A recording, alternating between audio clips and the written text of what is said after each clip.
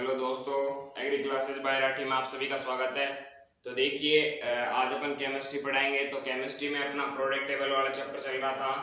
तो अपन ने product table में जो आवर्त सारणी है उनके एक तो ब्लॉक आधारित वर्गीकरण पढ़ लिया था, और एक अपन ने उसके बाद पढ़ा था जो बोर का वर्गीकरण है वो पढ़ लिया था। बोर के वर्गीकरण के अनुसार कौन कौन से पार्टों में विभाजित किया गया है। उसके बाद मैंने आपको एक लास्ट प्रोडक्ट टेबल बताई थी जिसमें अपन ने ओनली एस और पी ब्लॉक पढ़े थे।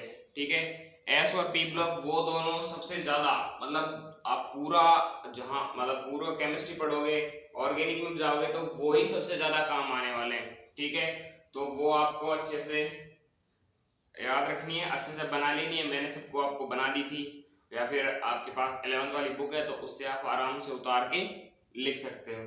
ठीक है, तो अब अपन चलते हैं। देखिए आगे देखिए, जो प्रोडक्ट टेबल होता है उसमें एक तो अपन चलते हैं L to R, लेफ्ट से राइट की ओर। एक चलते हैं टॉप टू बॉटम, ऊपर से नीचे की ओर। ऊपर से नीचे की ओर वर्ग में चलेंगे, और मतलब टॉप L to R सीधे से उल्टे की तरफ चलेंगे अपन आवर्त में। ठीक है,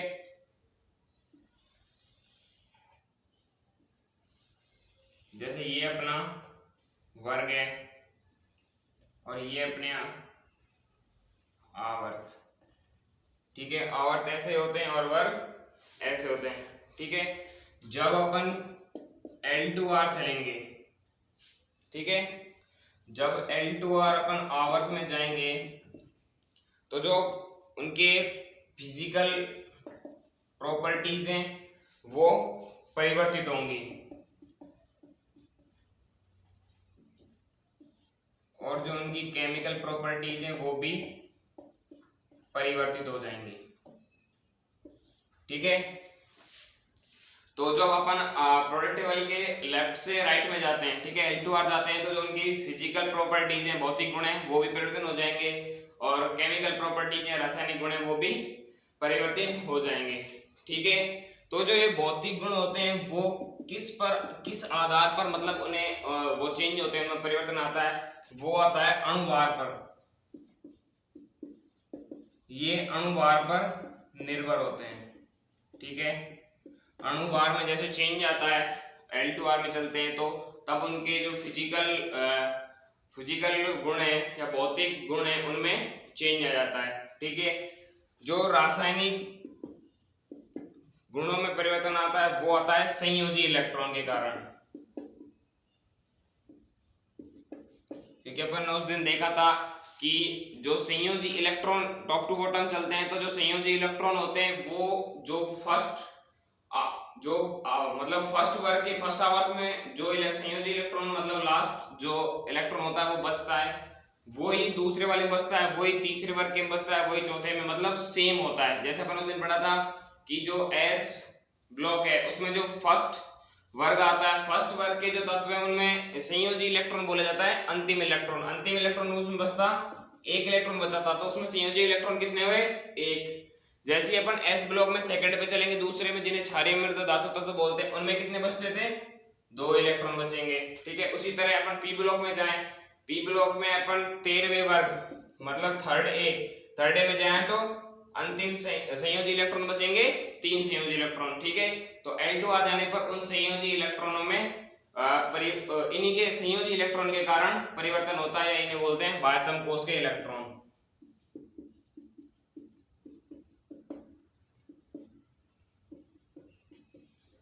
ठीक है, इनके कारण परिवर्तन आता है। देखिए, अब अपन चलते हैं टॉप टू बॉटम जाते हैं। टॉप टू बॉटम चलते हैं अपन वर्ग में। ठीक है, टॉप टू बॉटम अपन वर्ग में चलते हैं। ठीक है, तो वर्ग में चलते हैं तब इनकी जो फिजिकल प्रॉपर्टीज होती हैं वो तो परिवर्तनशील हो जाती हैं।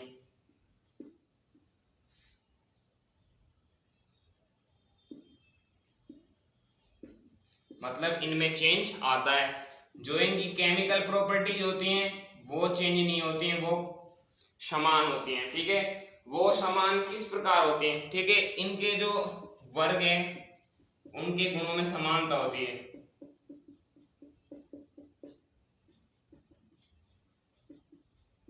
समानता होती है। समानता किस कारण होती है? समानता भी बताया था कि जो इनके संयोजी इलेक्ट्रॉन है या जो बाह्यतम कोश में इलेक्ट्रॉन है वो समान होते हैं, इसी के कारण इनमें समानता होती है। ठीक है, तो ये ध्यान रखने योग्य बात है, क्योंकि ये जैसे अपन आगे नियम पढ़ेंगे, शेल्डिंग इफेक्ट है, परमाणु त्रिज्या है, ईसी है, विद्युत ऋणता है, वो पढ़ेंगे तो उनमें बहुत ज्यादा काम में आएंगे। उनके क्वेश्चन इन्हीं के थ्रू सॉल्व होने वाले हैं कि जो L2R जाएंगे उनमें कौन कौन सी गुणों में परिवर्तन होता है और किस कारण होता है, ये बहुत जरूरी है। जैसे कि फिजिकल प्रॉपर्टीज में भौतिक गुण के कारण उन पर निर्भर होता है, इसी कारण होता है। केमिकल प्रॉपर्टीज में संयोजी इलेक्ट्रॉन के कारण होता है, तो उन पर निर्भर होता है। और इनमें जो केमिकल गुणधर्म समान होते हैं वो किस कारण होते हैं? वो संयोजी इलेक्ट्रॉन के कारण होते हैं। ठीक है, अब अपन पढ़ेंगे परिरक्षण प्रभाव, इसे बोलते हैं शिल्डिंग इफेक्ट या फिर आवरणीय प्रभाव।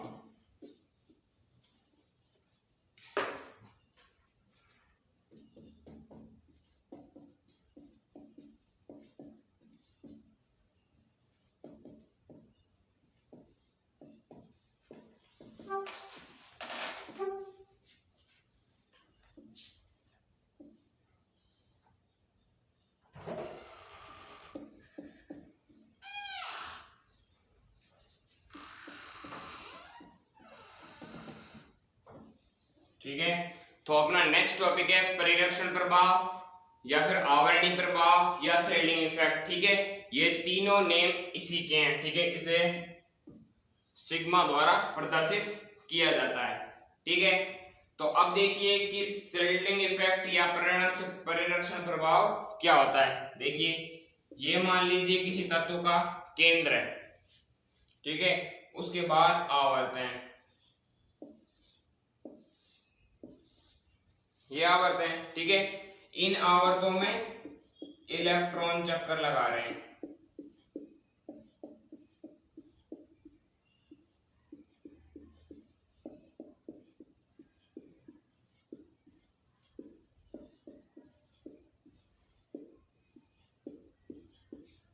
ठीक है, इलेक्ट्रॉन इनमें चक्कर लगा रहे हैं, इलेक्ट्रॉन भ्रमण करते हैं।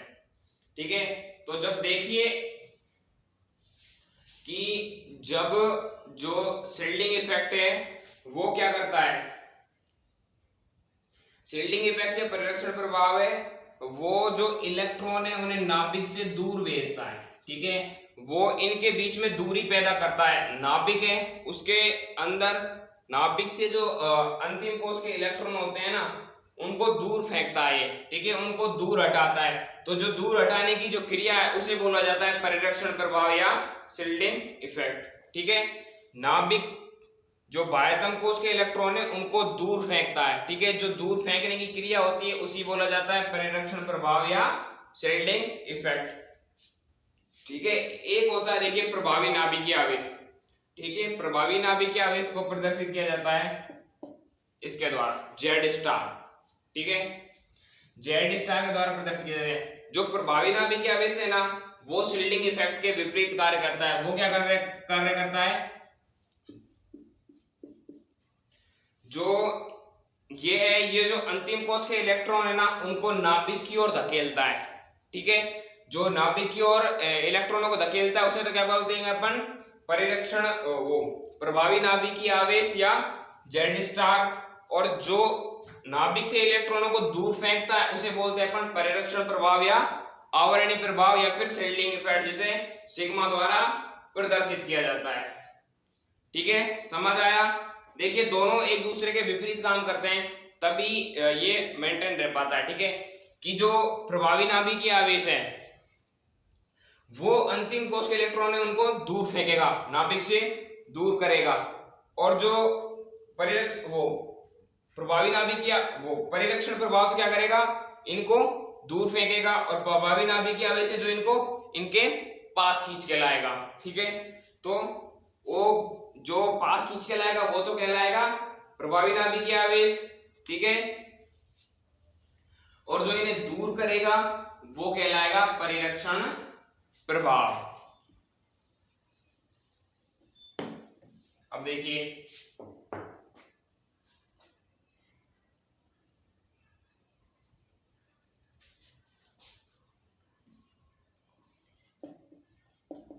आंतरिक कोशों के इलेक्ट्रॉनों द्वारा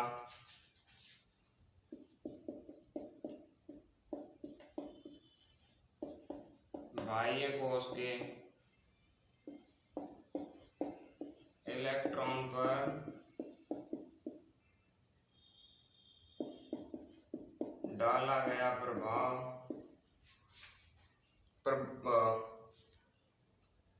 गया प्रतिकर्षण प्रभाव, उल्टा प्रभाव डालते हैं ना ये,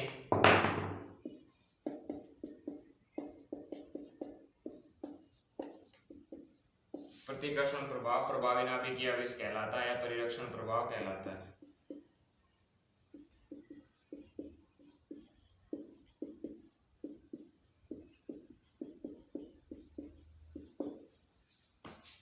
ठीक है, जो आंतरिक कोश के इलेक्ट्रॉन है जो केंद्र के पास स्थित है, उनके द्वारा बाह्यतम कोश के इलेक्ट्रॉन है जो बाह्य कोश के इलेक्ट्रॉन है, उन पर जो प्रभाव डाला, प्रतिकर्षण प्रभाव डाला जाता है, उन्हें बाहर धकेलना जाता है, उसी को बोलते हैं अपन परिरक्षण प्रभाव।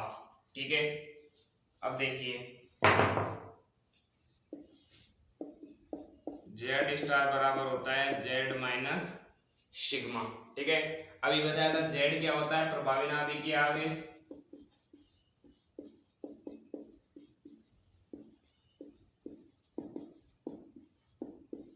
Z क्या होता है, प्रभावी नाभिकीय आवेश। ठीक है, ये इलेक्ट्रॉन को केंद्र की ओर खींचता है।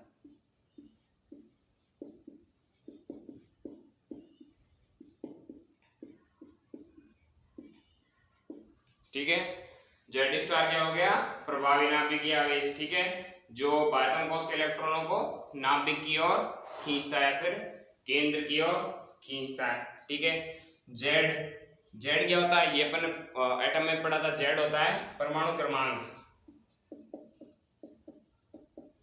ये अपरिवर्तनशील रहता है। ठीक है, Z क्या रहेगा, अपरिवर्तित। ठीक है, ये जो दोनों प्रभाव इनके लिए Z क्या होगा, अपरिवर्तित रहेगा। सिग्मा क्या बोला जाता है, सिग्मा को बोला जाता है परिरक्षण प्रभाव।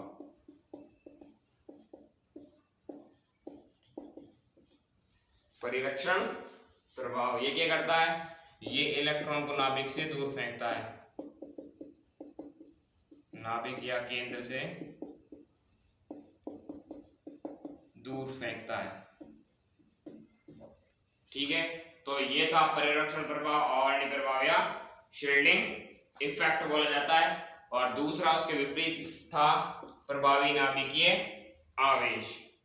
ठीक है, अब अपन देखते हैं प्रभावी नाभिकीय आवेश जो है प्रोडक्ट टेबल में किस प्रकार कार्य करता है। टॉप टू बॉटम घटता है, बढ़ता है, L टू R घटता है या बढ़ता है।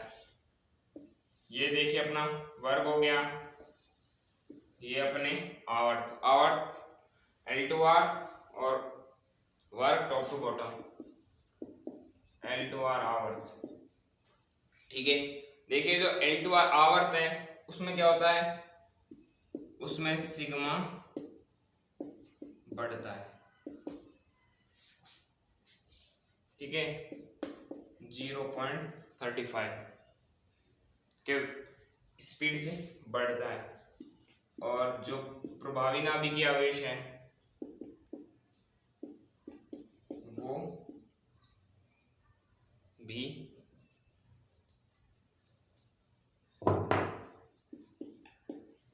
बढ़ता है, वो बढ़ता है 0.65 के हिसाब से।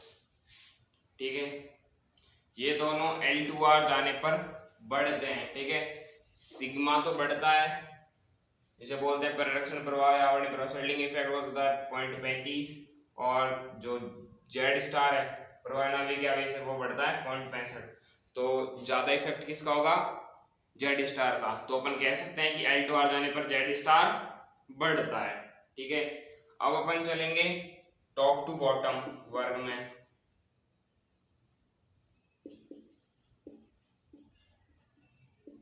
टॉप टू बॉटम वर्ग में चलेंगे तो देखिए सिग्मा बढ़ता है और जेड स्टार नियत रहता है। ठीक है, ये परिलक्षण प्रभाव है कि प्रोडक्ट टेबल में किस प्रकार कार्य करता है। प्रोडक्ट टेबल में किस प्रकार कार्य करता है, L2R यदि अपन जाएंगे तो दोनों बढ़ते हैं, लेकिन ज्यादा कौन बढ़ता है, प्रभावी नाभिकीय आवेश जेड स्टार बढ़ता है। तो अपन कह सकते हैं कि L2R जाने पर जेड स्टार बढ़ता है, लेकिन टॉप टू बॉटम जाने पर वो घटता है क्योंकि नियत रहता है। और अपन कह सकते हैं L2R जाने पर सिग्मा घटता है, बट टॉप टू बॉटम जाने पर सिग्मा या परिलक्षण प्रभाव बढ़ता है। ठीक है, अब देखिए, अब अपन चलते हैं नेक्स्ट टॉपिक, परमाणु त्रिज्या पर। ठीक है, परमाणु त्रिज्या अपन ने एटम में निकाल के सीखी थी। अब देखिए परमाणु त्रिज्या,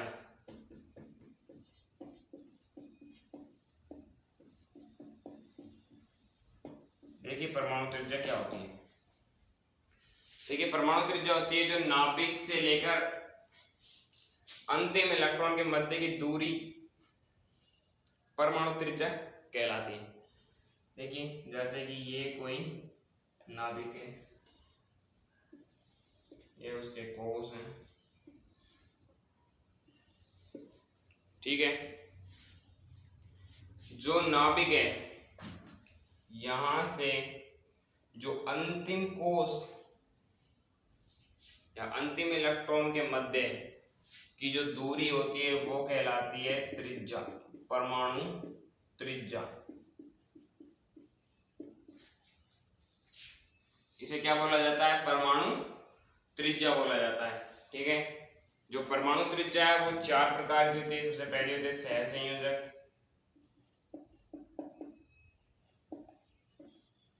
दूसरी होती है वॉन डेर वाल, तीसरी होती है धात्विक मेटल, और चौथी होती है आयनिक।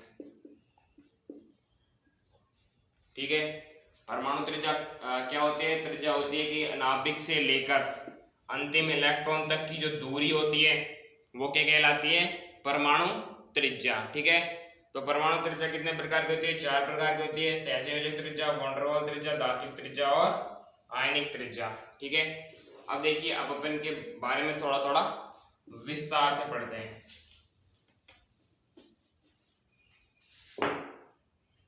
देखिए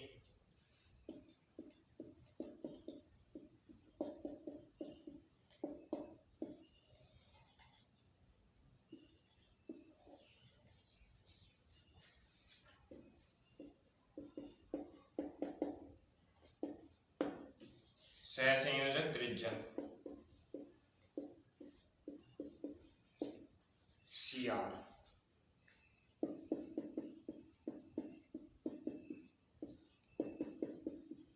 वॉन डेर वाल त्रिज्या VR,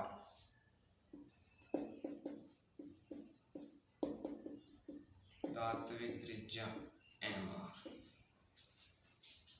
ठीक है, सहसंयोजक त्रिज्या, वॉन डेर वाल त्रिज्या और धात्विक त्रिज्या।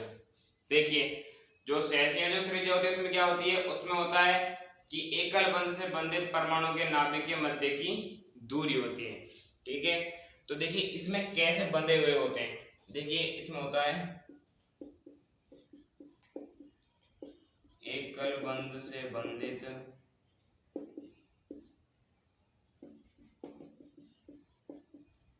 दो समान परमाणु के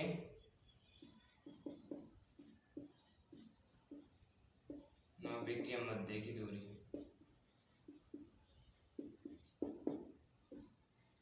ठीक है, एकल बंध से बंधित दो समान परमाणु के नाभिक के मध्य की दूरी क्या कहलाती है, सहसंयोजक त्रिज्या कहलाती है। देखिए ये किस प्रकार होती है, ये एक दूसरे के ऊपर ओवरलेपित होती है। ठीक है, ओवरलेप बोलते हैं अपन, ओवरलेप हो गया या कवर कर लिया, तो ये एक दूसरे को थोड़े कवर किए होते हैं। देखिए कैसे होते हैं, ये एक कोई परमाणु है, दूसरा परमाणु वो इसको ऐसे कवर करके रखेगा, और जो इनके ये बीच की दूरी होगी, ठीक है, ये कहलाएगी सहसंयोजक त्रिज्या।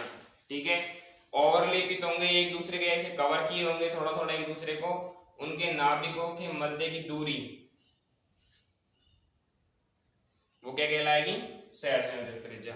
ठीक है, अब देखिए अगले वॉन डर वाल त्रिज्या। वॉन डर वाल त्रिज्या कहते हैं दो आबंध परमाणु के नाभिकों के मध्य की दूरी।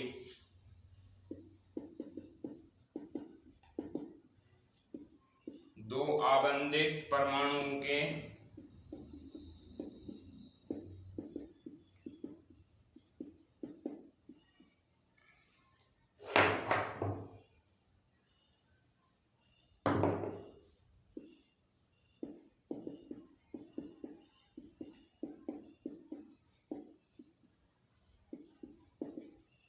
नाभिकों की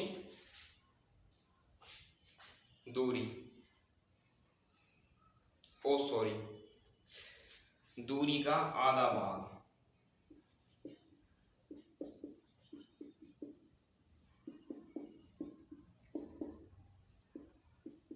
देखिए इन दोनों के दूरी का, ये कटी हुई है ना, तो ये भाग कहलाएगा ओनली सहसंयोजक त्रिज्या। तो इन दोनों के नाभिकों की दूरी के आधा भाग होता है वो कहलाता है सहसंयोजक त्रिज्या। और दो आबंधित परमाणु के नाभिक की दूरी का आधा भाग वो क्या कहलाएगा, वॉन डर वाल त्रिज्या। देखिए ये कैसे होते हैं, इनमें काफी ज्यादा गैप पाया जाता है, एक यहाँ पे एक यहाँ पे। अब इनके जो मध्य की दूरी होगी वो क्या कहलाएगी, वो कहलाएगी वॉन डर वाल त्रिज्या। ठीक है, अगला देखिए धात्विक क्या होते हैं, दो धातु के परमाणु के नाभिक के बीच की आधा दूरी। ठीक है, दो धातु के नाभिकों के मध्य की दूरी का आधा भाग वो क्या कहलाएगा, वो कहलाएगा धात्विक त्रिज्या। देखिए ये दोनों एक दूसरे से सटी हुई हैं पास पास, पर ये एक दूसरे के ऊपर ओवरलेपित नहीं होती हैं। ठीक है, तो ये कहलाएंगी धात्विक त्रिज्या। अब आप खुद ही देख के बताइए, यदि कि अपन से पूछ लिया जाए कि सहसंयोजक, वॉन डर वाल और धात्विक त्रिज्याओं में इनका क्रम बताइए, या बड़े से छोटे की ओर या छोटे से बड़े की ओर। देखिए बड़े से छोटे की ओर देखते हैं, देखिए ये एक दूसरे के ओवरलेपित हैं, तब जाके इनकी आधी दूरी वो टच हो रही है, तब जाकर आधी दूरी, और ये बाहर दूर दूर है तो टच हो। देखिए इनमें इसकी ज्यादा होगी त्रिज्या, क्योंकि ये एक दूसरे से खुले हुए हैं, फिर आधे की दूरी तो सबसे ज्यादा किसकी होगी, वॉन डर वाल की फर्स्ट पे। उसके बाद वो दोनों एकदम टच में है, तब उनके आधे की दूरी सेकंड पे। ये एक दूसरे को ओवरलेपित हैं, तो ये किस पे आएगी, थर्ड पे। ठीक है, तो यदि इनका क्रम पूछा जाएगा तो सबसे पहले आएगी वॉन डर वाल Br, फिर मैटेलिक धात्विक त्रिज्या Mr, फिर Cr सहसंयोजक त्रिज्या।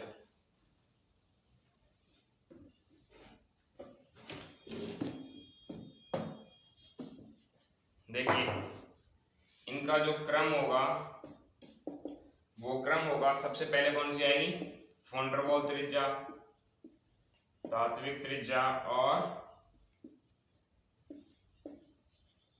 ये होगा इनके जो इनका क्रम है कि छोटे से बड़े से छोटे की ओर, छोटे से बड़े की ओर इधर हो जाएगा।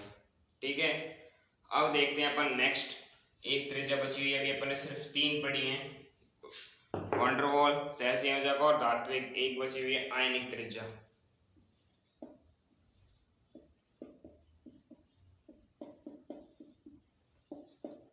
देखिए आयनिक त्रिज्या, आयनिक त्रिज्या भी 2 टाइप की होती है, एक होती है धन आयनिक,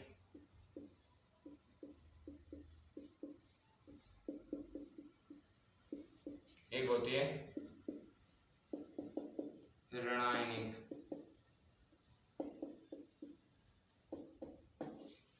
ठीक है, 2 त्रिज्या होती है, कौन कौन सी होती है, एक तो होती है धन आयनिक त्रिज्या और एक ऋण आयनिक त्रिज्या। ठीक है, जो धन आयनिक त्रिज्या होती है वो धनावेश के व्युत्क्रमानुपाती होती है, व्युत्क्रमानुपाती धनावेश। ठीक है, जो ऋणायनिक त्रिज्या होती है वो समानुपाती होती है ऋणावेश के। देखिए कैसे कि जो धनायनिक त्रिज्या है वो व्युत्क्रमानुपात होगी धनावेश के। जितना ज्यादा उस पर धन आवेशित होगा, पॉजिटिव चार्ज होगा, जितना ज्यादा होगा वो उसकी जो त्रिज्या है वो उतनी ही छोटी होगी। जिस पर जितना कम चार्ज होगा उसकी त्रिज्या उतनी बड़ी होगी। लेकिन ऋणायनिक त्रिज्या में समानुपाती ऋणावेश, जितना बड़ा ऋणायन होगा उतनी ज्यादा बड़ी त्रिज्या होगी, जितना कम ऋणायन होगा उतनी छोटी त्रिज्या होगी। जैसे देखिए अपन को दे दिया जाए Al दे दें तो Al प्लस 2 Al प्लस 3 कैसे भी लिख सकते हैं इसको। ठीक है, ये दे दिया अपन को। अब हमसे पूछा जाए कि इनमें धनायनिक त्रिज्या का क्रम बताइए। तो अभी बताया था धनायनिक त्रिज्या में क्या होता है, व्युत्क्रमानुपाती धनायन, जितना बड़ा धनायन होगा उतनी छोटी होगी। ठीक है, तो सबसे बड़ी होगी, इससे बड़ी ये, इससे बड़ी ये, इससे बड़ी ये।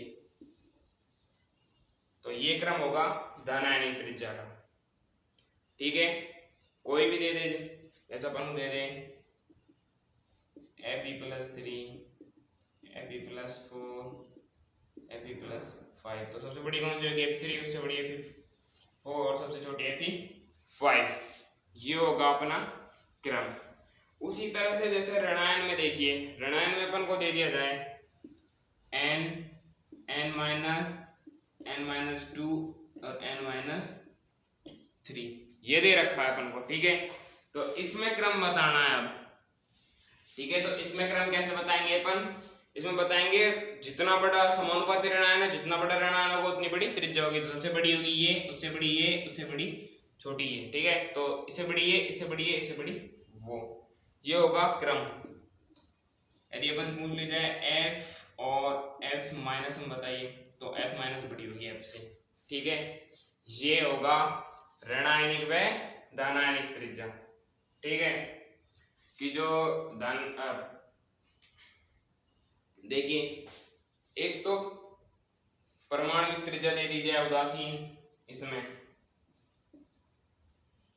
एक मिनट देखिए धनायन में दे दी जाए अपन को एक तो परमाणविक त्रिज्या,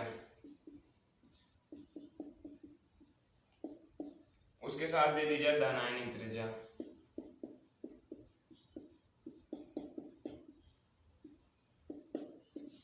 दोनों दे दी और इनमें क्रम पूछ लिया कि धनायन त्रिज्या से इनका क्रम बताइए, कौन सी बड़ी होगी त्रिज्या, कौन सी छोटी होगी। ठीक है, तो देखिए जो परमाणविक त्रिज्या होती है वो परमाणु हमेशा उदासीन होता है, तो ये उदासीन हो जाएगी और ये धनायनिक त्रिज्या पर चार्ज पाया जाएगा। तो अपन ने देखा था कि जो धनायनिक त्रिज्या होती है वो व्युत्क्रमानुपाती है धनावेश के, तो धनावेश वाला छोटा हो जाएगा और जो उदासीन है वो बड़ा हो जाएगा। ये होगा इसका क्रम। ये क्रम पूछा जा सकता है, सीधे क्वेश्चन हर कोई सॉल्व कर सकता है, ऐसे पूछा जाएगा तो बहुत ही कम स्टूडेंट सॉल्व कर पाएंगे।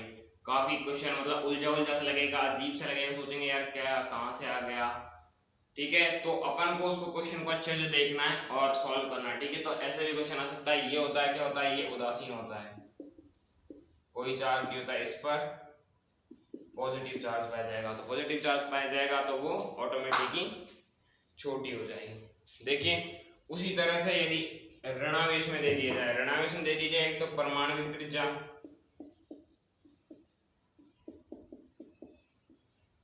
जो उदासीन है, और एक दे दी अपन को ऋणायनिक त्रिज्या। इन दोनों में क्रम पूछ लिया देकर। ठीक है, तो अपन को पता है कि ऋणायनिक त्रिज्या होती है वो समानुपात किसकी होती है, ऋणायन के। ठीक है, तो वो बड़ी हो जाएगी और दूसरी छोटी हो जाएगी। ये उदासीन है, इस पर नेगेटिव चार्ज है, नेगेटिव चार्ज वाली बड़ी हो जाएगी, तो इसका क्रम हो जाएगा ये वाला। ऋणायनिक त्रिज्या बड़ी होगी और परमाणु त्रिज्या छोटी होगी। ठीक है, अब अपन चलते हैं देखिए नेक्स्ट, परमाणु त्रिज्या। ठीक है, देखिए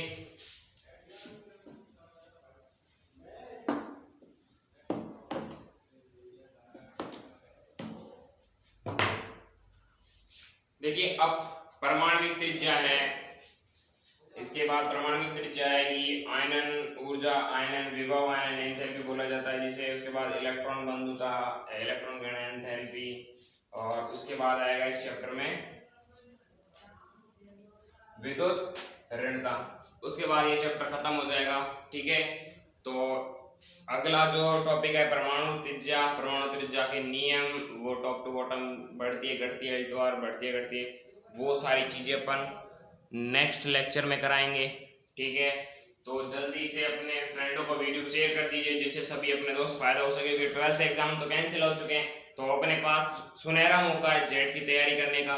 कोचिंग संस्थान सभी कोरोना काल के दौरान बंद हैं। ठीक है, तो हम आपके लिए क्लासें लेके आ रहे हैं। ठीक है, तो जल्दी से चैनल को सब्सक्राइब करें और वीडियो में कमेंट करके बताएं आपको वीडियो कैसी लगती है, और लाइक करें वीडियो को, शेयर करें अपने सभी फ्रेंडों को जिससे सभी अपने दोस्तों को क्लास लेने का फायदा मिले। ये नहीं है कि अपन खुद पढ़ लें और किसी और को ना बताएं। ठीक है, ऐसा कुछ नहीं होता। यदि अपन उसको बताएंगे तो अपन को कोई इफेक्ट नहीं पड़ रहा, क्योंकि अपन मेहनत कर रहे हैं, अपन मेहनत कर रहे हैं तो अपना सिलेक्शन कन्फर्मली होगा। ठीक है, तो अपने कंजूसी ना करें, अपनी सभी दोस्तों को वीडियो भेज दें जिससे सभी पढ़ सकें। हम आपके लिए क्लास लेके आ रहे हैं, आप हमारे एक तरह से फैमिली हो, तो सभी अपने दोस्तों को वीडियो शेयर करें जल्दी से, हमें भी सपोर्ट मिलेगा आपका, तो हमारा भी मन होता है कि हम बच्चों को ज़्यादा से ज़्यादा कुछ देने की कोशिश करें। हम आपको सारी चीज़ें अवेलेबिलिटी कराने की कोशिश करेंगे, और देखते हैं मैं कहता हूँ आपका श्योर सिलेक्शन होगा यदि आप क्लास रोज अटेंड करेंगे और क्वेश्चन सॉल्व करेंगे। तो थैंक यू दोस्तों, तो जल्दी से चैनल को सब्सक्राइब कर देना जिससे लाइव क्लास भी और लाइव टेस्ट भी हम आपको साथ शेयर कर सकें। Thank you.